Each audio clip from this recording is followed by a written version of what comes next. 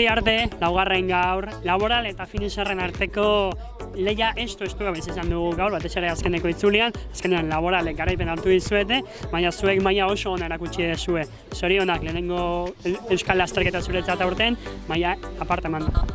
Bai, eskerrik asko, oso gustora sentitu naiz gaur karreran, eta hori erran duzun bezala, azkenean laboral kutxa eta gure arteko hori borroka bat izan da, eta bat ere, aiaiz zoriontzea bakarrik. Zemur sentitu ze? Oso gustora. Azkenen hasieratik eskapadetan sartzen saiatu naiz, eta hor aurrean gustora ibili naiz, eta sentsazio oso honekin. Maldagora sufritzen ikusi zaitu, baina Maldagora bukatzen zenean egurra ematen hasten zinean. Betiko martxan Maldagora sufritzen eta alde moduan, baina nahiko pozik. Zorionak. Esker.